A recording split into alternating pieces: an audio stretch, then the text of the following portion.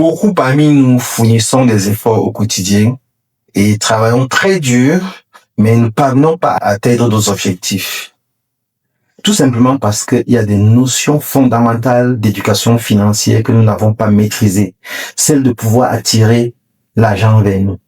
Alors, dans cette vidéo, je vous donne quelques principes sacrés, fondamentaux, que si vous mettez en pratique, vous serez à mesure d'attirer l'argent et de pouvoir réussir financièrement dans tout ce que vous entreprenez.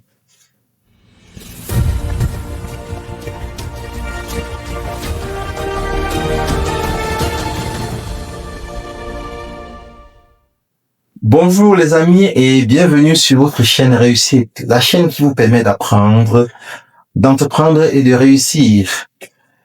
Pour ceux qui ne sont pas encore abonnés, je vous invite à vous abonner et d'activer la cloche de notification afin de ne rater aucun épisode.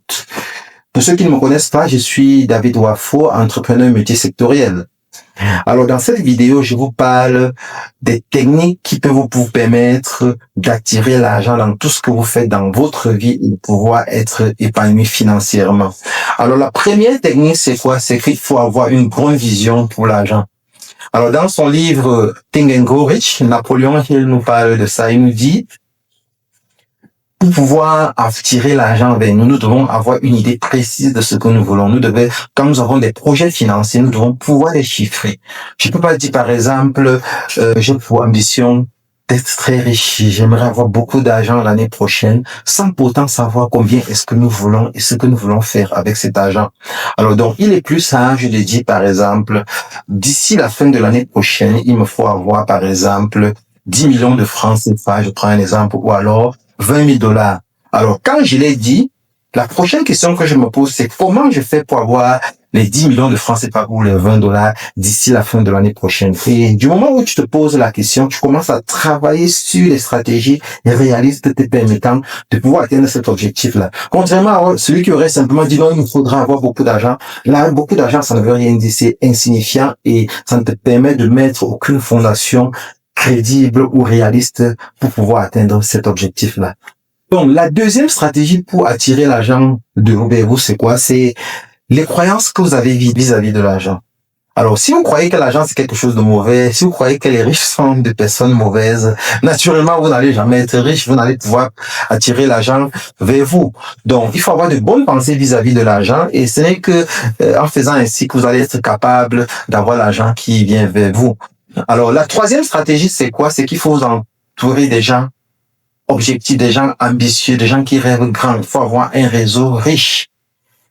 Il faut avoir un réseau riche de personnes qui pensent comme vous, qui ambitionnent d'être riches et qui travaillent chaque jour à comment atteindre leurs objectifs. Donc, c'est pour ça qu'il faut prendre part aux événements des gens qui ont des intérêts, les mêmes intérêts que vous. Donc, ça, c'est l'une des stratégies qu'il faut mettre sur pied pour vous entourer toujours de ceux qui pensent comme vous, qui souhaiteraient également être riches. Et en le faisant, vous attirez instinctivement, sans le savoir, l'argent vers vous.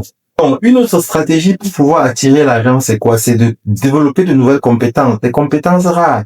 Vous pouvez pas faire les mêmes choses chaque jour et espérer des résultats différents. Donc, les pauvres, quand ils obtiennent leur diplôme, ils arrêtent de se former, alors que les riches sont ceux-là qui se forment continuellement dans leur vie. Donc, apprenez de nouvelles langues. Une langue internationale que vous maîtrisez en plus, c'est toujours une porte ouverte. Des compétences techniques dans le domaine de la technologie, dans le domaine de l'intelligence artificielle et j'en passe. Donc, faites un effort de vous former de plus en plus. C'est comme ça que vous allez pouvoir attirer davantage l'argent vers vous. Alors, un autre secret, c'est quoi? C'est de donner plus que ce pourquoi vous êtes payé. Ça veut dire que quoi? Si vous avez un produit, par exemple, que vous vendez, faites un effort toujours de donner un cadeau, un petit bonus quand quelqu'un achète. Si vous êtes un travailleur, faites un effort d'aller au-delà de ce que vous êtes, soyez comme celui-là qui apporte des solutions. Et quand vous fonctionnez de cette façon-là, vous serez incontournable, les gens auront toujours besoin de vous. Oui, donc, une autre façon d'attirer l'argent de vous, c'est quoi? C'est de pratiquer la gratitude, parce que il faut être capable de reconnaître que vous êtes béni par ce que vous avez déjà. Donc, ne manquez pas de dire merci pour les moyens que vous avez, les moyens financiers que vous avez déjà, pour les connaissances que vous avez déjà, pour les aptitudes que vous avez déjà, parce que c'est fort de tout ça. C'est quand vous reconnaissez cela que ça donne également de la valeur à ça et ça vous permet également de bien orienter ça et ça attire de vous plus de grâce. Donc, la reconnaissance, la gratitude, c'est fondamental si vous voulez attirer l'argent. Si vous êtes toujours là, qui se plaint toujours malgré ce qu'il a déjà, malgré toutes les grâces qui lui parviennent, il est difficile qu'on puisse davantage attirer de grâce parce qu'en le faisant, vous repoussez vers vous tout ce qui peut être positif. Alors, autre élément, autre stratégie pour pouvoir attirer l'argent, c'est, comme je l'ai toujours dit, c'est multiplier ses sources de revenus. Alors, le salaire n'enrichit pas, il faut le savoir. Ça, c'est quelque chose de fondamental. Le salaire n'enrichit pas et une seule source de revenus non plus, même si elle n'est pas salariale, ne suffit pas. Vous devez avoir plusieurs sources de revenus. Et comme je l'ai toujours dit, commencez petit, pensez grand, mais commencez petit là où vous êtes avec ce que vous avez. Et c'est comme ça que vous allez grandir et vous allez pouvoir atteindre un niveau. Vous allez arriver à un niveau où vous avez des flux de revenus de tous les côtés. Et vous arrivez, pour arriver là, on n'a pas forcément besoin de faire des miracles. Donc, commencez aussitôt que c'est possible. N'attendez pas à gagner très gros pour pouvoir commencer et vous allez voir comment est-ce que vous allez vous retrouver à un moment avec des flux financiers venant de tous les côtés. Ok, un autre élément, c'est quoi? C'est d'agir rapidement quand une opportunité se présente. Il faut pas être ceux-là qui sont lents à prendre des décisions. Alors, quand vous trouvez une opportunité, il y a des opportunités parfois de formation qui peuvent se présenter à vous. Ça peut être en ligne et tout ça.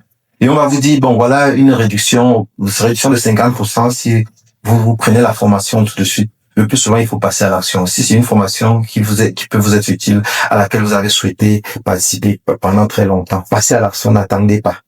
Si c'est une opportunité d'affaires, ne réfléchissez pas trop. Parfois, quand vous réfléchissez trop, vous n'allez pas avoir envie de faire quelque chose et vous remettez toujours à demain, vous remettez toujours à demain. Un adage de chez nous dit, qui remet à demain trop malheur en chemin. Donc, faites un effort d'être pragmatique, d'être rapide quand il faut passer à l'action.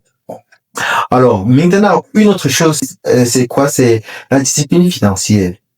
Alors, faites un effort de budgétiser ce que vous dépendez, de faire un effort, faites un effort tous les mois de vous asseoir, de prendre votre relevé bancaire et de regarder dans quoi est-ce que vous dépensez le plus. Vous allez vous rendre compte que le plus souvent, il y a toujours des dépenses futiles, des dépenses qui ne servent à rien, des dépenses dont vous n'avez pas joui, des dépenses dont vous pouvez vous en passer. Donc, si vous ne prenez pas la peine de faire cette vérification tout le temps, cette évaluation-là, parce que, rappelez-vous, tout ce qui ne s'évalue pas ne s'améliore pas. Donc, si vous voulez améliorer vos finances et avoir plus de revenus ou alors avoir moins de pertes financières, moins de dépenses inutiles, faites un effort faites un effort dans un premier temps de budgétiser ce que vous avez, vos dépenses.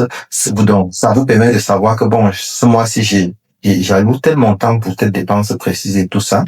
Et faites également cet exercice de pouvoir parcourir, revisiter toutes vos dépenses mensuelles et de voir pourquoi est-ce que vous dépensez excessivement, pourquoi est-ce que vous avez dépensé tel montant ce mois-ci et tel autre montant le mois passé. Vous faites des études comparatives comme ça, vous allez vous rendre compte que certainement il y a des choses que vous pouvez mettre sur pied qui vous évitent des pertes financières et par ricochet vous permet d'attirer davantage de l'argent.